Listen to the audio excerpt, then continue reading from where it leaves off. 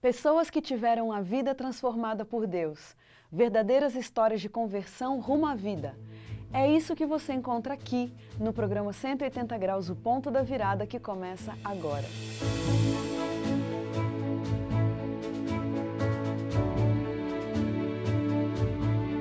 Quando sentimos o toque de Deus na vida, uma mudança acontece.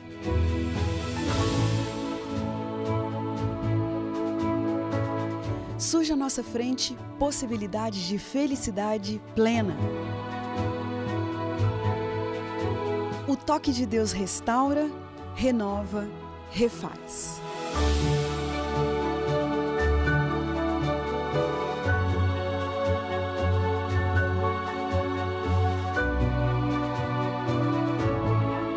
Hoje conheceremos uma pessoa que experimentou essa graça maravilhosa. Ela vai nos contar sobre essa mudança de 180 graus que lhe trouxe paz.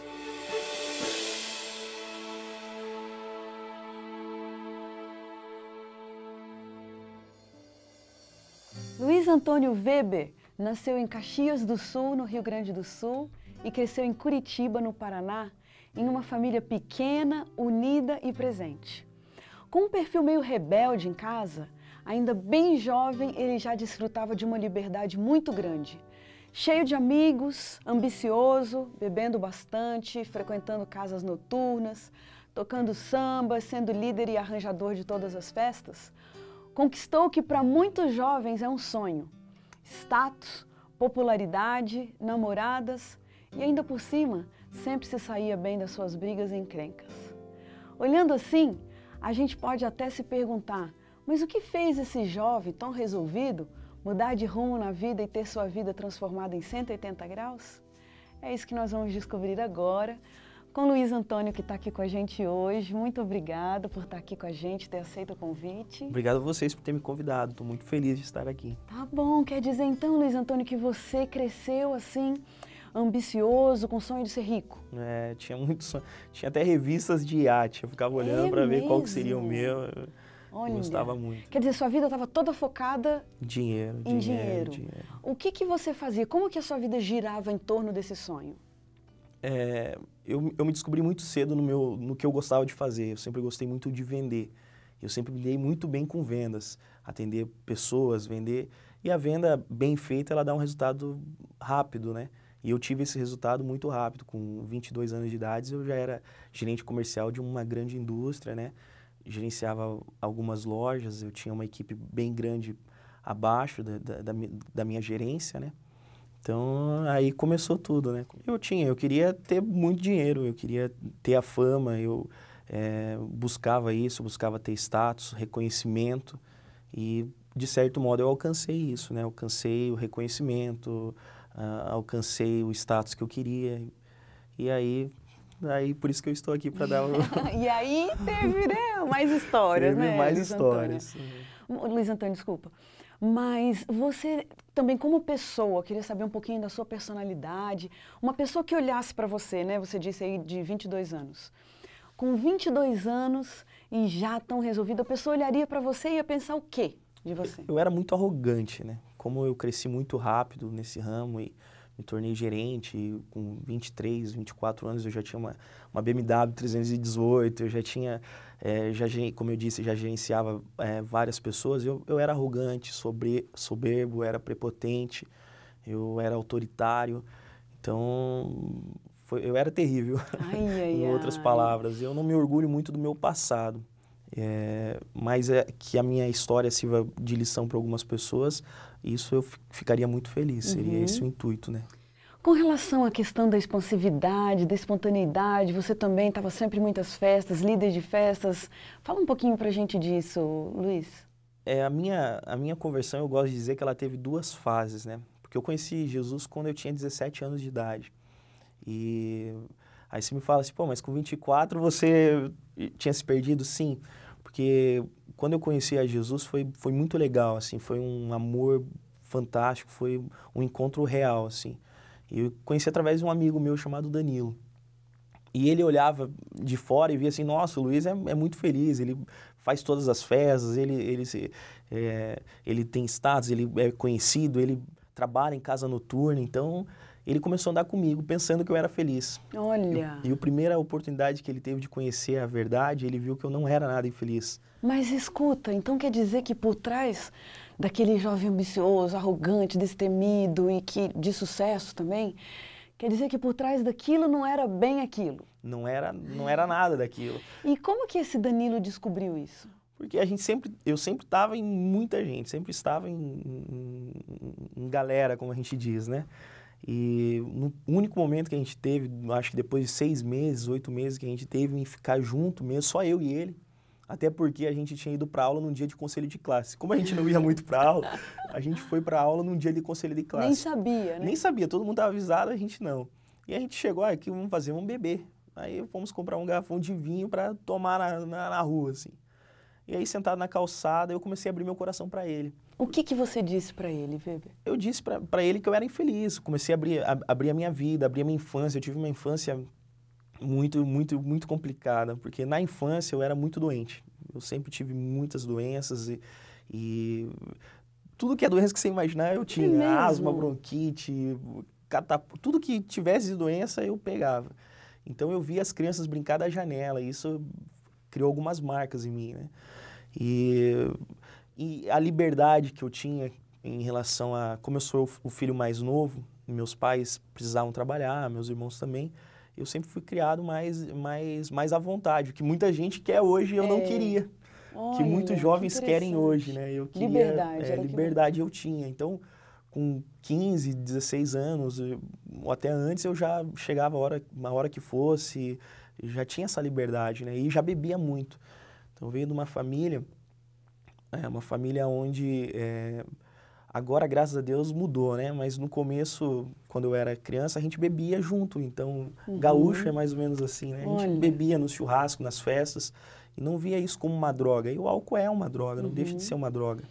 Quando você abriu seu coração lá para aquele seu amigo e contou de tudo isso, né? Que te assombrava e um mal-estar interior que você tinha, qual foi a reação dele? Ele ficou surpreso, porque ele via uma máscara, né? Ele via alguém feliz, ele via alguém que se dava bem em várias áreas, e ele falou assim, nossa, não esperava isso. E aí ele começou a falar de Jesus, e eu comecei a me apaixonar vendo ele falar de Jesus. Mas vocês tomando um garrafão de vinho? Aí ele até ficou bravo até comigo, até hoje ele é bravo com isso. O Danilo falava pra mim, pô, cara, você podia ter falado tudo de Jesus, podia ter chorado, mas não jogasse o garrafão fora. Porque na hora que ele começou a falar de Jesus, eu peguei aquele garrafão e joguei no meio da rua. E eu falei, eu quero saber desse Jesus que você está me falando. Porque é incrível a gente que está na igreja, a gente pensa que as pessoas conhecem Jesus, que as pessoas... tem muita gente que não conhece, não sabe desse Jesus e a maneira que ele ama a gente. Quando ele começou a falar, eu comecei já a me sentir preenchido por esse amor. E ele fez um convite para mim, ó, tem um acampamento. E ele estava meio afastado da igreja, né? Olha. Aí ele falou, ó, tem um acampamento sexta-feira. Isso era, acho que quinta-feira. Eu falei, vamos para esse acampamento. Olha. E eu fui para o acampamento da igreja, fui junto com ele. Dentro da minha mochila eu levei 1 litro de 51, uns litros de vinho, levei bebida. E fui fazendo... Eu tocava instrumentos, tocava pagode, não me orgulho disso, porque hoje em dia eu não gosto mais, mas na época eu gostava. Tocava pagode e fui pro ônibus. E o que eu achei legal, que hoje muitas vezes a gente não faz, o pessoal da igreja, eles me receberam, eles me amaram. Então, deixaram eu tocar algumas 2, 3 músicas ali do mundo, né, que hoje, né, música que não eram da igreja. E depois eles vieram com jeito, com carinho, e falaram assim, olha, vamos tocar, toca aí, mas vamos tocar uma música da igreja e tal. E foi muito legal. E ali eu tive a primeira experiência com Cristo. Qual foi essa primeira experiência, resumindo, assim? Foi muito legal. Quando eu cheguei lá, eu via que o pessoal tem alguma coisa diferente, né? Eles têm aquilo ali, eu queria para mim. Mas eu não participava de nenhuma programação que tinha nos acampamentos. Então, programação é os eventos que eles fazem em determinados horários, né? Você foi de passagem só, de visita? Fui de visita. Fui beber, fui num acampamento normal. Olha. E eu levei um outro amigo meu, o Ricardo, e a gente foi beber no acampamento. Então o pessoal participava da programação e a gente não. A gente ficava bebendo, jogando truco, fazendo qualquer outra coisa. Olha. E o pessoal da igreja respeitou isso. Eu achei, tá bom, né? Aí por algum momento eu estava no sábado à tarde, no final da tarde eu estava sentado numa mesa lá, eu brincando, chegou o Danilo e mais uns outros amigos e me jogaram com roupa e tudo na piscina. E eu não liguei, né? Levei na brincadeira. E aí o pessoal saiu da piscina para ir numa programação e eu e o Danilo ficamos lá. Eu e o Danilo e o Ricardo. Nisso, o pastor de jovens, que era um cara bem bacana, ele veio na beira da piscina assim molhar os pés, molhar a nuca. Eu falei, quem tá na beira da piscina se molhando quer se molhar inteiro, né? Ai. Joguei ele na piscina e fui embora. Só que a piscina tinha, acho que uns 5 metros de altura, assim, de profundidade, né? E quando eu joguei ele, eu fui embora, fui pular lá do trampolim e eu vejo ele desesperado lá, que ele não sabia nadar. Ai, meu pai. Detalhe, ele tinha informado isso no momento de culto, só que eu nunca participava de culto, eu não sabia, né? E empurrei ele lá e aí eu fui tentar salvar ele. E tentar ajudar alguém que não sabe nadar, foi um dos momentos mais terríveis da minha vida. A gente ficou vários momentos, eu não sei quanto tempo, mas para mim parecia uma eternidade, lutando, ele me jogando para baixo e eu tentando. Sei que uma hora ele desacordou, conseguimos tirar ele da água, só que ele ficou um corpo imóvel, ficou morto. Gente. E um bom tempo ali, ele ficou, creio que ficou ali uns... Eu hoje não sei precisar o tempo exato, mas para mim uns 5, 6 minutos, ficou muito tempo desacordado, ele já estava roxo já. E eu ajoelhado, chorando, o Danilo fazendo a respiração boca a boca, fazendo a massagem cardíaca, o pessoal desesperado ali também gritando, e eu ajoelhado do lado dele chorando. E nada, e quanto mais faziam, mais roxo ele ficava, ele não voltava. Até a hora que eu orei a Deus, pela primeira vez que eu lembro de ter orado a Deus, eu orei assim, falei, Deus, se o Senhor me ajudar, eu vou querer te conhecer. Olha, que oração. No momento que eu falei isso, eu chego até a arrepiar. No momento que eu falei isso, ele acordou, cuspiu a água e ele olhou para mim, a primeira palavra dele foi, eu te perdoo. Aquilo ali eu comecei a chorar, né? Como é que pode? Se fosse alguém que fizesse comigo isso, eu ia matar a pessoa, eu ia enforcar. Ele olhou para mim e falou, te perdoo. E ali... Marcante, né? Eu comecei a conhecer a Cristo. Quer dizer, você que nunca tinha orado, a primeira vez que orou já precisava de um milagre. Eu já precisava só que ressuscitasse alguém. Só isso. Só isso, um detalhe. Mas, Luiz, eu entendo que essa foi uma situação marcante, mas como você mesmo já disse, por algum motivo essa decisão não se sustentou e eu quero saber de fato mesmo quando foi que sua vida passou por uma virada de 180 graus e daí definitivamente você se decidiu ao lado de Cristo? A minha vida, quem foi o instrumento que Deus usou para mudar a minha vida foi o meu filho, o Vitor, que é um garoto lindo, maravilhoso. Ele tem 6 anos agora. Quer dizer, anos depois, então... Aí o que acontece? Eu me perdi, fiquei um tempo na igreja, fiquei bastante tempo na igreja e eu conheci a minha esposa, que era minha namorada na época, e ela era adventista do 7º dia, e eu era de outra denominação. E o meu intuito era levar ela para minha igreja, e o intuito dela era que eu viesse para adventista. E aí o que aconteceu? Como ela não ia para minha igreja de jeito nenhum, e eu também não ia para a igreja adventista, eu comecei a me afastar de Deus. E a gente casou, e eu me afastei de Deus, e passei um bom tempo longe da presença de Deus. E nesse tempo, qual foi o foco da sua vida? Dinheiro. Nesse tempo, o foco da minha vida foi ganhar dinheiro, independente do que eu fizesse, independente de quem eu precisasse passar por cima, a situação que precisasse acontecer, ia acontecer. Eu tratava mal alguns clientes, eu tratava mal muitos funcionários, eu me arrependo disso. Isso é uma coisa assim que eu tenho orado muito a Deus, pedindo, Deus, me ajuda. Quer dizer, você em primeiro lugar, né? Eu em primeiro lugar, meus sonhos. Imagina que até o casamento deve ter sofrido com a Flávia, ela foi muito sábia. Então, hoje, eu converso com algumas pessoas, algumas mulheres que estão passando por problema no casamento, eu digo, persista, vale a pena. Hoje, eu ainda estou em tratamento, eu digo que Cristo tem mudado, tem constantemente me mudado, mas eu sou um pai muito mais presente, um marido muito melhor, e valeu a pena. Hoje, se perguntar para a Flávia, ela vai dizer para você que valeu a pena, mas ela sofreu, ela orou por um bom tempo, né? E ela batalhou, então ela ia para a igreja há muito tempo sozinha, né? Aos sábados, enquanto eu estava trabalhando. Eu trabalhava domingo a domingo, eu trabalhava das 6 da manhã à meia-noite. Meu negócio era dinheiro, era vender. E aí, fui nesse processo, dinheiro, até o meu filho. Quando ele tinha 1 aninho de idade, eu cheguei em casa umas 11h30 da noite e minha mulher tinha esperado eu chegar em casa para ir tomar banho. E quando eu cheguei em casa, ela foi tomar banho e eu estava com um cliente no telefone. e meu filho estava aprendendo a andar. Então tinha um tapete assim, ele veio e eu sentado com o cliente no telefone. Ele veio e colocou a mão nas minhas pernas assim, as mãozinhas dele, bem pequenininha, e eu toquei ele, falei assim, sai, igual quem toca um cachorro sarnento. Ele deu uns passinhos para trás assim, ele encheu o olho de lágrima. Naquele momento foi que caiu a ficha. Eu tinha um espelho no meu apartamento lá de Curitiba, e eu olhei naquele espelho e eu vi, parece assim que naquele momento eu acordei assim. Caiu a ficha. Caiu a ficha. Eu tava com quase 130 quilos, tava com umas olheiras bem profundas assim, e eu tinha me tornado o cara mais arrogante, mais soberbo, mais manipulador. E aí eu fiz uma oração. Orei a Deus e falei assim, Deus, muda a minha vida. Deus muda a minha vida. E Deus começou a mudar.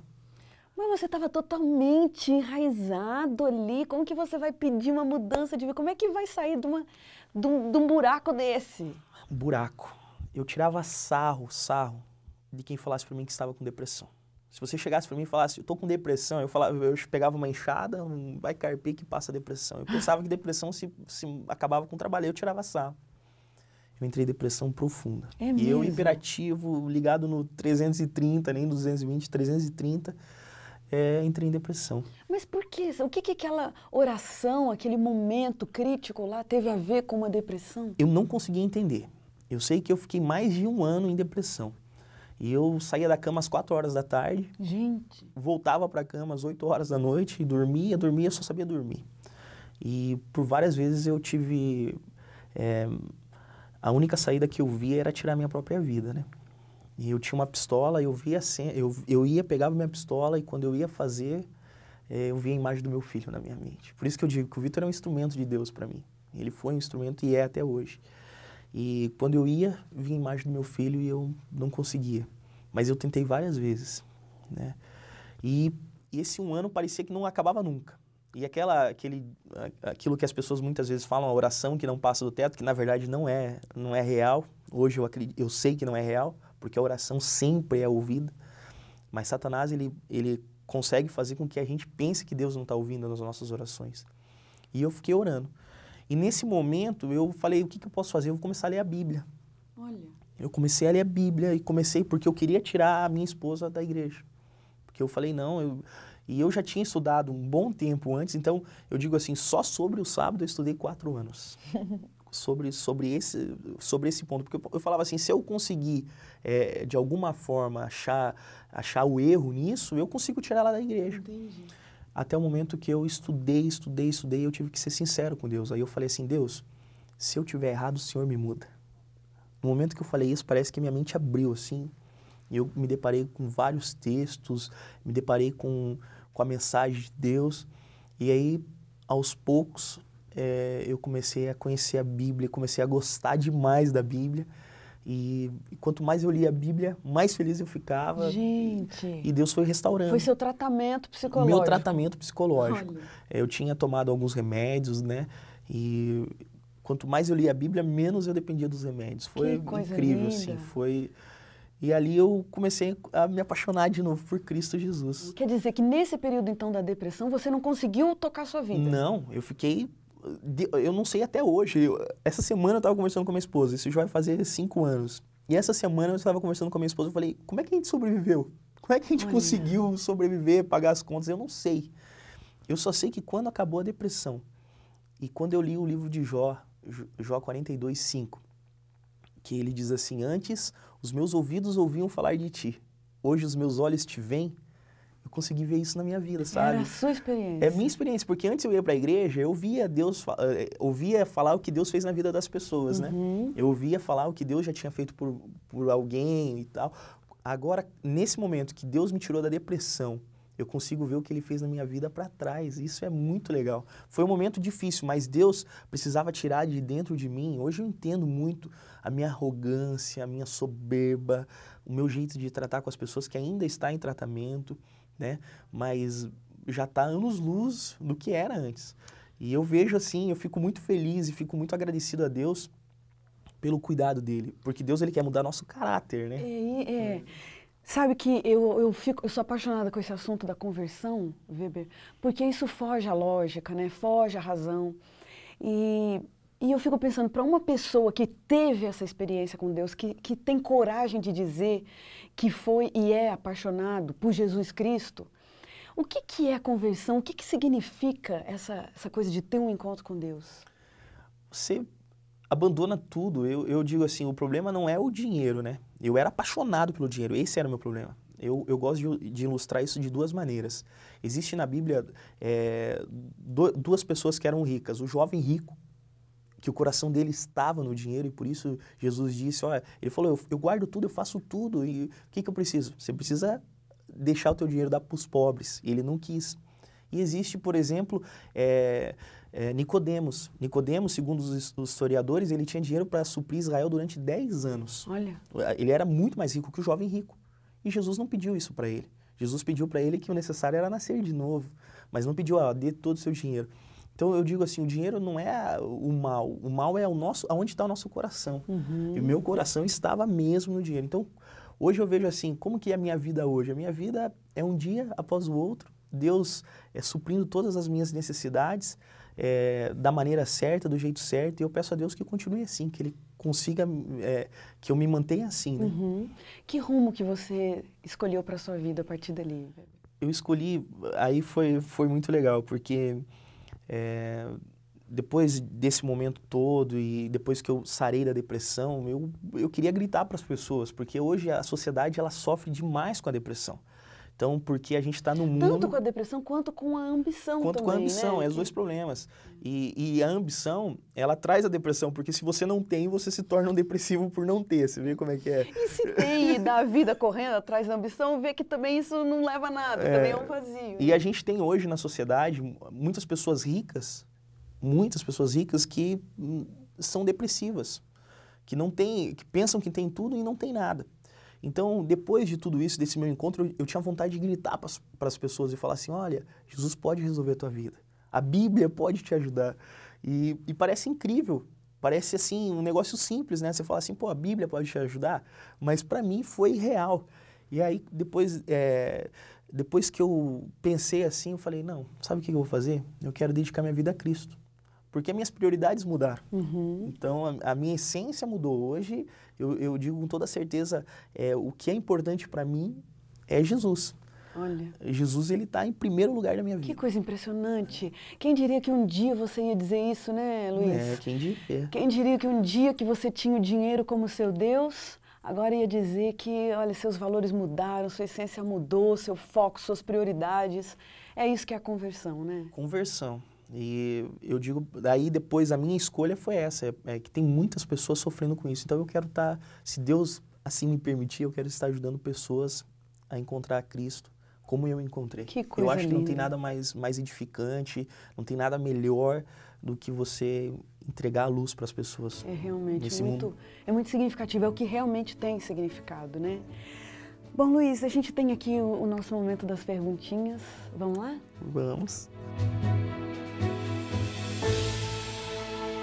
O que vem à sua mente quando você pensa na palavra perdão? Eu tenho muitas pessoas para me perdoar. Um sentimento constante. Alegria. O que te faz feliz? Jesus. Beleza. Flávia. Flávia, Vitor. O próximo aqui tem a ver também, né? Casamento. Casamento, mulher sábia. Minha esposa foi muito sábia, graças a Deus. Sucesso. Sucesso, amar a Cristo. E o resto vai ser acrescentado. E o dinheiro? Importante. Eu digo que o dinheiro é um lubrificante que faz a gente andar pela vida com maior facilidade. Sofrimento. Perder o céu. Não ir para o céu. Futuro. Futuro, eu tô ansioso que Jesus volte logo. Um perigo. Perigo é brincar com as coisas de Deus, brincar com o que é sagrado. A grande lição da sua vida. Grande lição da minha vida. Amar as pessoas. Independente de tudo, aprender a amar as pessoas é difícil. Porque a gente ama a nossa família, a gente ama os nossos amigos, mas amar como Jesus ensinou, se a gente amasse, a gente não deixaria nenhum mendigo na rua, né? A gente ia levar tudo para casa. Um privilégio. Ser filho de Jesus. Uma música. Ah, tenho tantas. Tem uma que eu amo muito, fez muita diferença na minha vida, que é Falar com Deus. E aquela Raridade também, eu acho muito. E qual é o versículo da Bíblia que te acompanha, Weber? Mateus 6, 26, que diz: Observai as aves dos céus, elas não semeiam, nem colhem, nem plantam, e vosso Pai Celestial não deixa faltar nada a elas. Não tem você para Deus muito mais valor do que uma ave do céu. Eu acho que Deus cuida de tudo na nossa vida, de todas as áreas.